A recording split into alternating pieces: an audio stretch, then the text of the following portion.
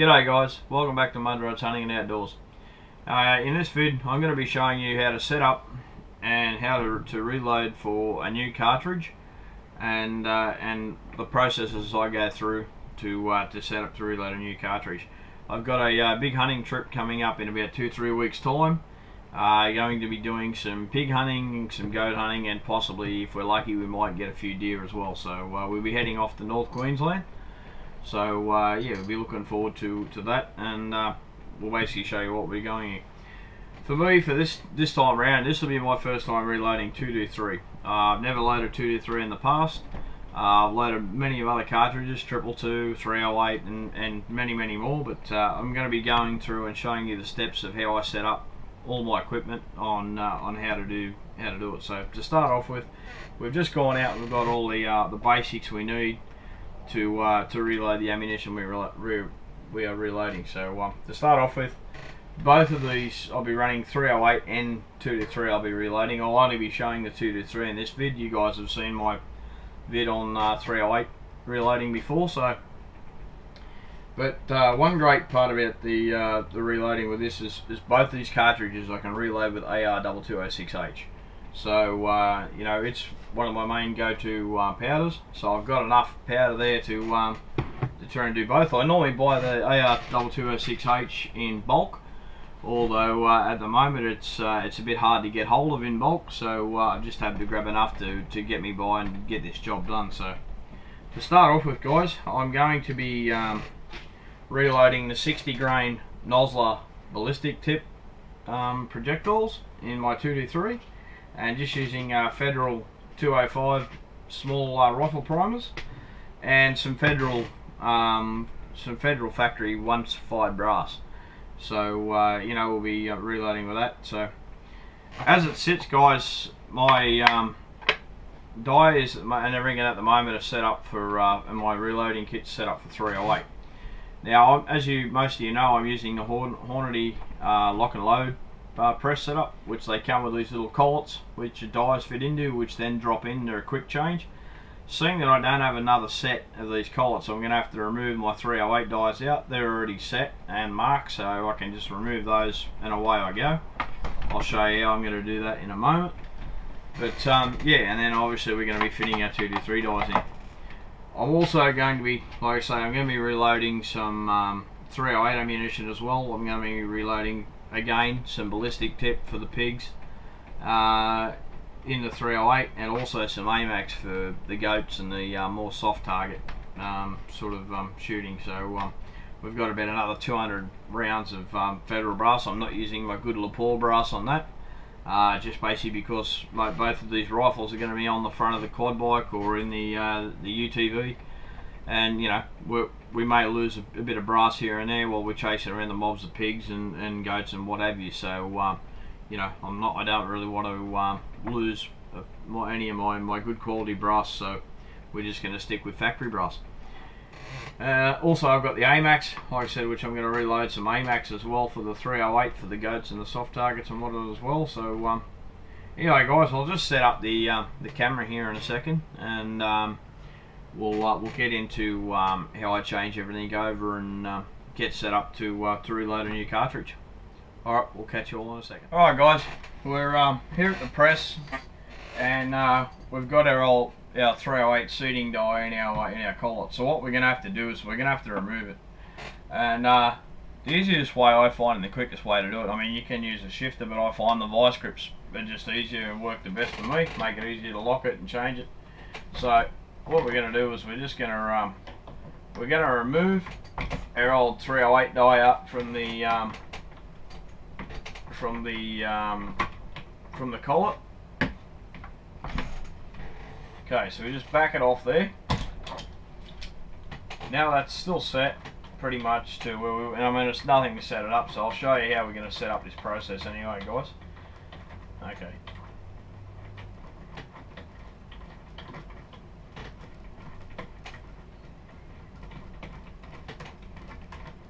Okay, so we removed our old seating die for our 308. We're going to place that back in our case, and then we're going to now take our resizing die, and we're going to full length resize these cases because you know, with the 2 to 3 in the pump, I'm going to need to full length resize. So we're going to full length resize. So it's just a matter of getting these rotten case undone, and then we'll be set to go. Wait a second. Alright, now we're in business. Okay, with doing that, guys, the first thing you're then going to have to do is, because we're changing from 308 to 223, we're going to have to remove our shell holder from the 308 and return it back to its die case, and then we're going to have to put our 223 shell holder in. That's first and foremost thing we need to do. Okay, then we need to turn around and take a look in our kit. Now, in this die kit from Lee that I have here, I have a crimping die, a full length resizing, a neck sizing, and obviously my seating die. So we're going to be using my full length resizing die, which is this one here. Now, the way to set these up, guys, these full length resizing dies, is we're going to screw them in. Okay, you're not going to worry about touching the adjustment on the top unless we need to once we try our first case. Most of the time they are factory set and they're spot on straight off the bat. So we're going to wind it down until we start to see it come through, and then you know, we're not quite there yet, so we need to back off the nut a little bit. Okay, we wind that down in until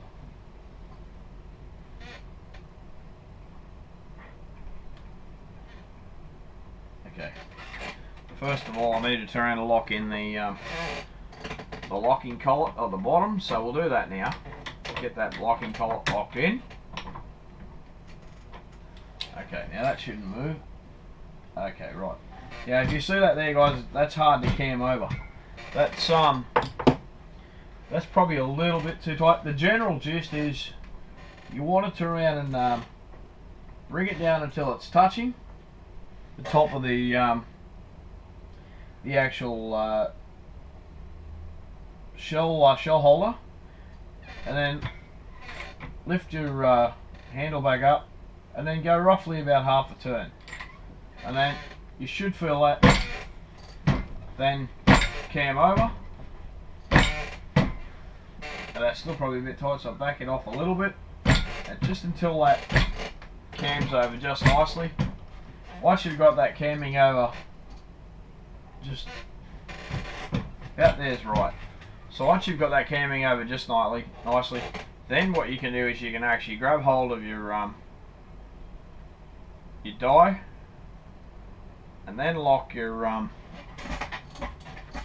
then you can lock your die in.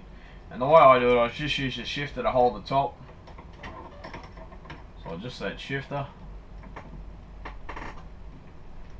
and then I'll just double check that again quickly, make sure that's fine and that's good. Then what we do now is we then while holding that there with the shifter, we then tighten our lock nut down. Now you want to tighten the lock nut down nice and tight to the collet.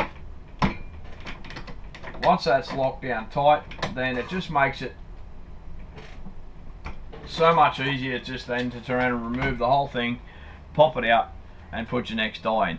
And you're pretty much going to set the next lot of dies up the same. I'll show you when I get to seating on how to do your seating die.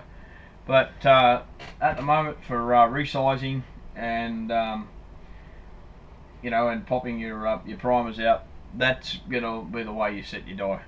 But that's one great thing about these lock and load kits. It's just a matter of undoing that, dropping in the next collet with the other die in it, and away you go. It saves the hassle of undoing this and resetting this every time you go to do it. So I've got to get another set of those lock and load collets for my 2D3 dies to set into.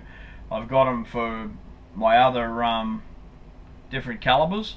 I just don't have a set for the 223 yet. I've got to go out and get a set. So this time around I've got to change them over.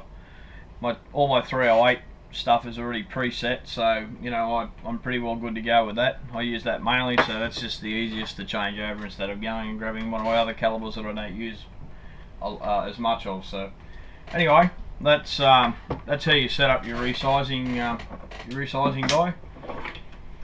Now that you've done that, you can basically fill your tray full of full of your cases, and I like to use the Wyman one-shot case lube, as you guys watching my channel before already know. So I'm going to go ahead and load 2 of those up now. I've got another one here. I'm going to go and load 2 of those up with the cases, and then I'm going to give them a bit of a spray and let them set, and then we'll go on to the sizing process. So we'll catch you all again in a second. Okay guys, we've got 50 brass here at the moment. We've got another 50 there sitting there ready to go. But you know, it's all been sprayed with our one-shot case lube and been left to sit. So the next part of the process is to start depriming and resizing. So we'll go ahead and start to run them through.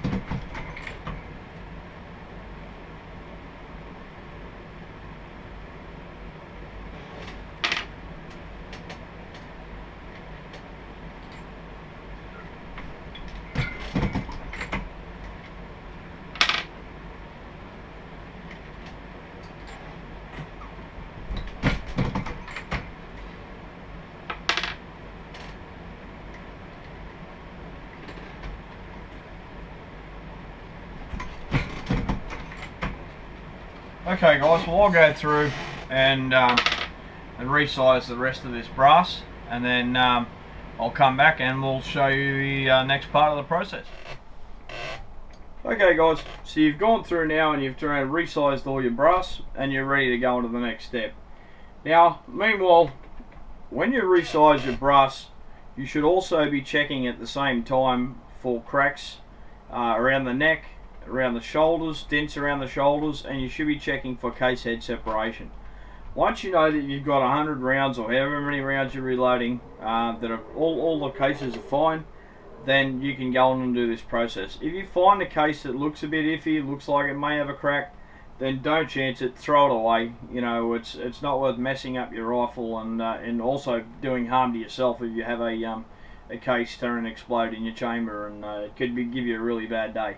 I've seen the outcome of case head separation and things like that, you know, where the operators copped an eyeful of garbage, copper and brass and whatnot and all that sort of thing, and it's not a pretty sight, and it's not a nice thing to have happen to you. So you want to make sure you keep on top of that.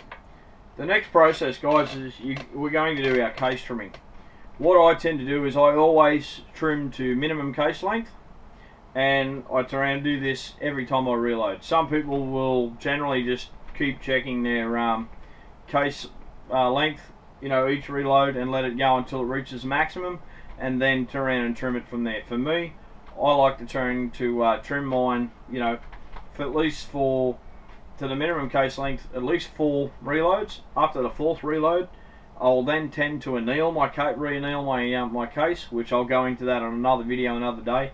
I'll re-anneal my case, and then that'll give me another 4 to 5 reloads out of that, usually before the cases, you know, wear out. So yeah, like I say, you're going to need a case trimmer, and you're also going to need your case specific guide as well. So because this is a 22 caliber, we've got our 22 caliber guide in there. We're ready to go. The other thing you're going to need is your manual, because, you know, if this is your first time reloading or first time reloading a new case, you're going to want to know what the maximum case length is and what the case trim length is. Okay, so the minimum case trim length for the Remington 2D3 is, where are we? It is 1.750. Okay, now the maximum case length is 1.760. So what we need to do now is we need to determine how long our case is. So we're going to take our once fried brass. Now I've got my Hornady manual there because unfortunately my nozzle manual will only give me my maximum case trim length, so it does not tell me the minimum. It only tells me the maximum that I need to go to, which I prefer to try and trim to minimum, like I was just saying. But you're going to need a dial caliper, so you're going to have to set that dial caliper to 0, whether it be electronic or whether it be one like this, an analog one. Okay, so you're going to take your case and you're going to put your case in and you're going to check it. Now this case at the present time is 757, so it's 1.757. So we wanted to trim that back down to 1.750. So you have a look there. That's what it is at the moment. So what we're going to do, this case here is going to be our guide as to what we're going to set our case trim to. Now, because this is set to 308, the minimum case trim length, I'll have to reset the stopper. But the first thing we do is we put our brass in, we're going to lock it over, and we're going to bring in our case guide, or our cutting tool. Okay, I'm going to have to back off the stopper because we're set for 308. It's not going to allow me to get in there and do that, so we'll just back that off.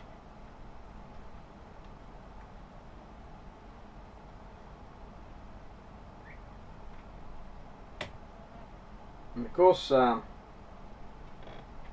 this is like I've got a locking tool, a locking ring as well to set it. So we're going to back that one on the locking ring. I think there's only the one by memory. Okay, now we can slide that back to where we can come in with it.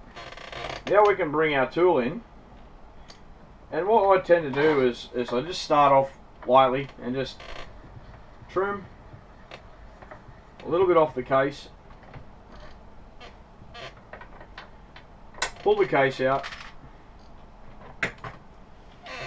check the case. Okay, so we've just come down about 6 thousandths, so we need to try and come down another 4 or 5 thousandths of an inch. So we're just going to put the case back in again, lock it over. Actually, I've got to center that case a bit better. Okay, and now we're just going to trim just a little bit more. Again, rechecking the case until we get it to that minimum case length. So we need to trim a bit more yet. And it's a bit of a slow process to set this up for the very first time, but if you're going to mainly shoot one caliber specific, then you can set this and you're good to go forever and a day. You can just set your trim length this once. You only have to do this one process, and then away you go. You can just forever and a day set it. So we're just gonna trim a little bit more. Just keep checking. You don't want to trim too much because if you go past minimum, that case is now no longer any good. So, okay, we need to go another thousandths of an inch. So we're going to go again. Like I say, this process is can be a little bit of a pain. But once you've got it set, I'll then show you how you can set your case trimmer. Okay, so that's it. We're now exactly spot on. Don't know how well you're going to be able to see this, but that's exactly our minimum case trim length. Now, from this point, what you need to do is put it back in the case trimmer again. Now, what we're going to do is we're going to slide this in. Now, if we're going to set this for good, we just want to bring this up. So it's just touching like this. Then we're going to slide our locking or stopper at the end, which it's pretty well right there.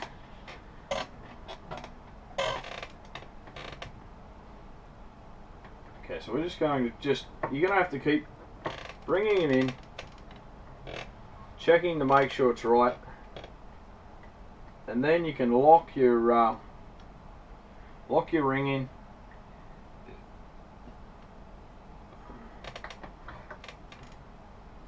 then lock in your other one.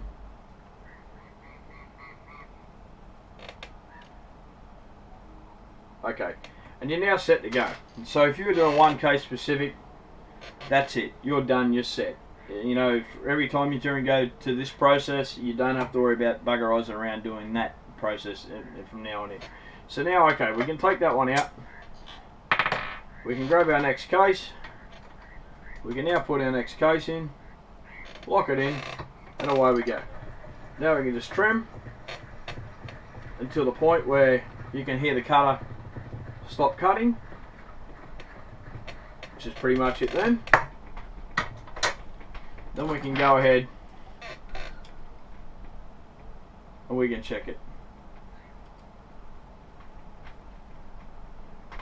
Okay, so that's got a little bit more cutting to go. Sometimes it sounds, you will find that you'll think that you've you know, you finished cutting. Sometimes you're not. Sometimes it just takes a little bit more elbow grease to get it there.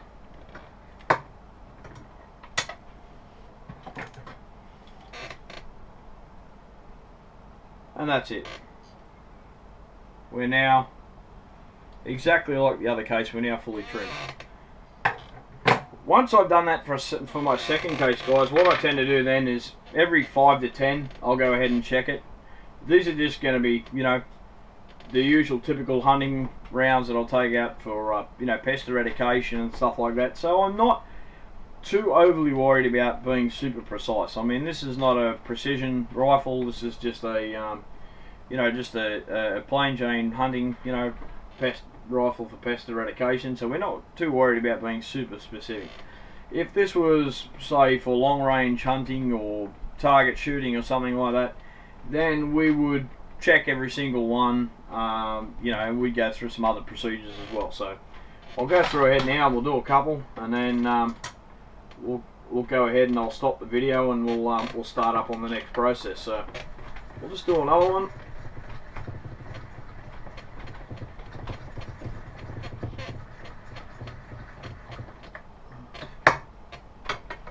This is a bit of a slow, labour-intensive program to turn to, or process rather, to do this. But again, we're done. We're back to minimum case length. So, alright guys, so that's that part of the process done. So I'll go ahead now and I'll do this 100 rounds here that I've got here, ready for the trip. And then we'll take back up onto the next part of the process, which is what I'll show you what we do from that point on. Alright guys, we'll stop the video again and we'll catch up with you again in the next process. Okay guys, so you've now finished doing all your case trimming and you're ready to go on the next process. Now the next process basically involves deburring and chamfering the cases that you've just trimmed. Now normally you would do this manually, and you know, you would have your case trimmer and deburrer, and you would proceed as such, where you would go ahead and deburr and chamfer your brass.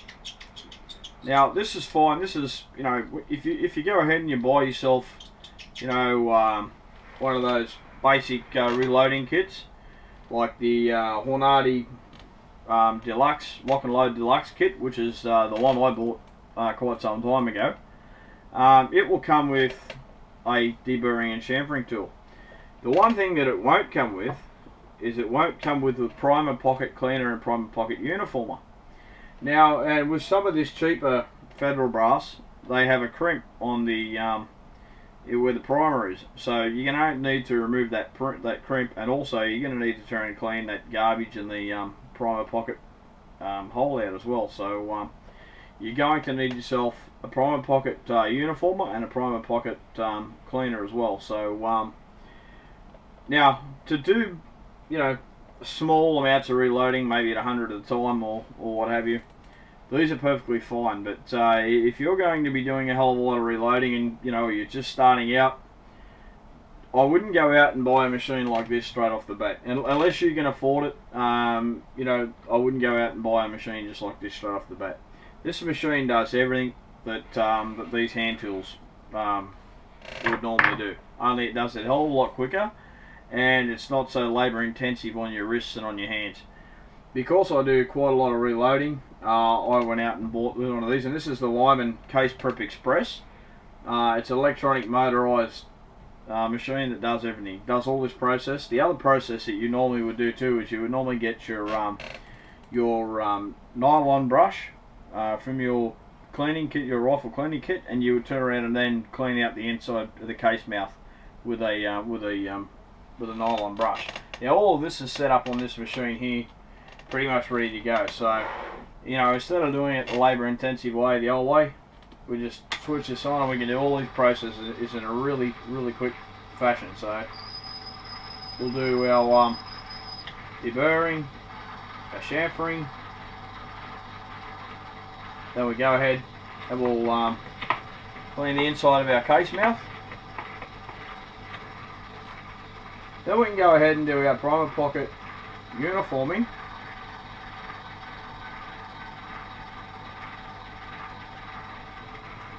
And then our primer pocket cleaning.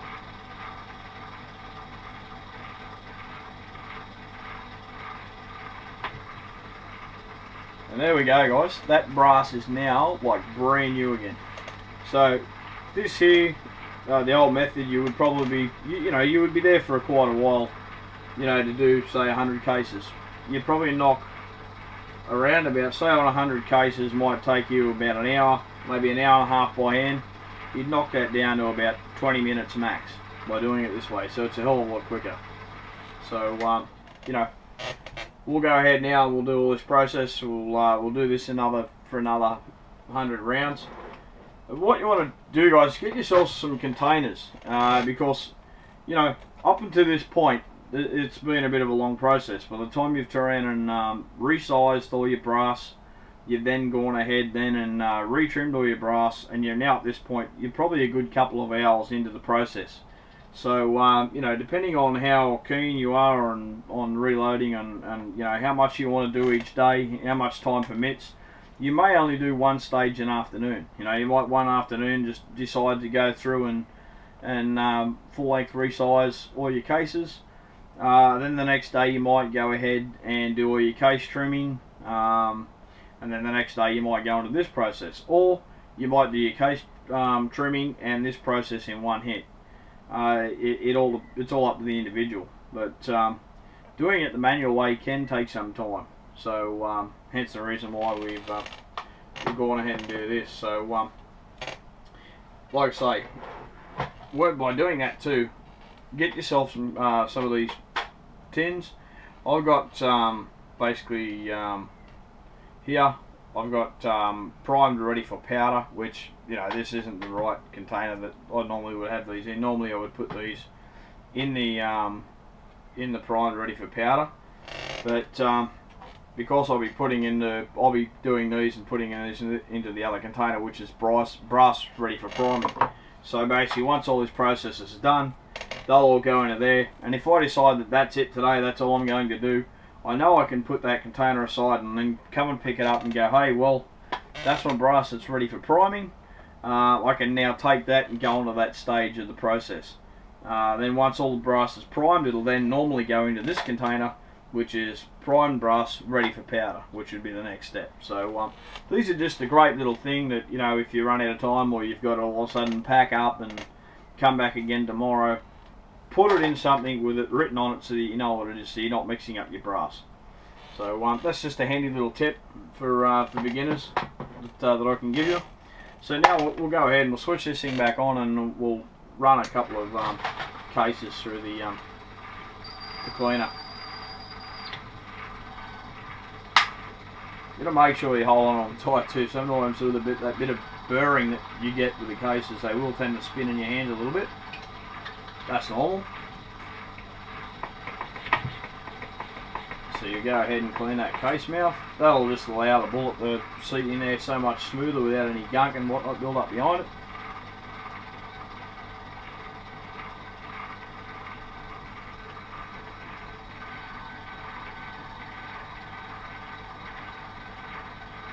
Alright, And that's another case done, guys. So that's as quick as that, and it's like brand new again.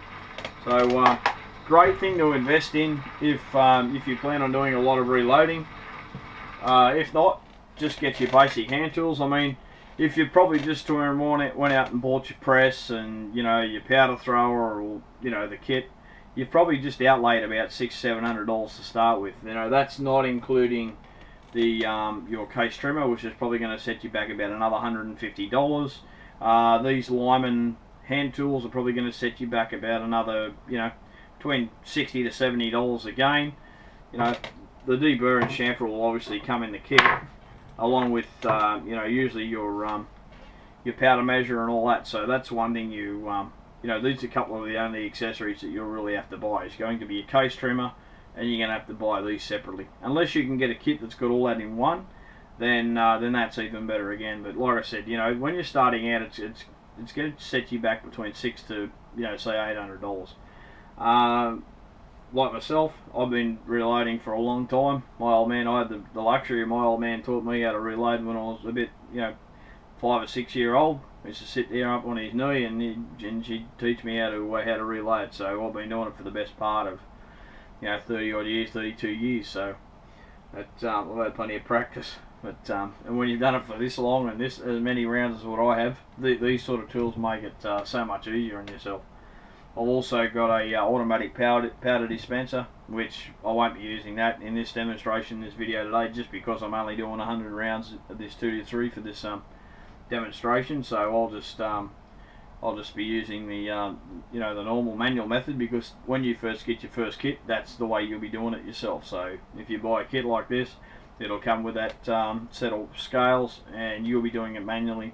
You know, obviously, to buy that sort of equipment, you're going to be looking at, you know, another $500-600 for that sort of equipment. This thing here will run you around about $180 to $200 for this machine. So, you know, it all adds up. If you wanted to go out and buy everything, you know, like this to make it easier on yourself straight at the start, you'd probably be looking at about the best part of $1,300 to $1,400, maybe more. So, you know, can be quite expensive. So for the beginner, you know, that only wants to spend about $500-600, you know, you can get away with just a press, a powder thrower, and these hand tools. You know, and obviously a case trimmer. But you know, you could also buy cheaper case trimmers that are not so expensive. You know, but all in all, you're still looking at a fair outlay.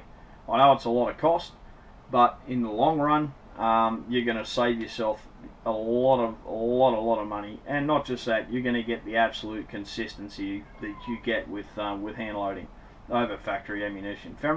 Factory ammunition is only as good as what it is from the factory.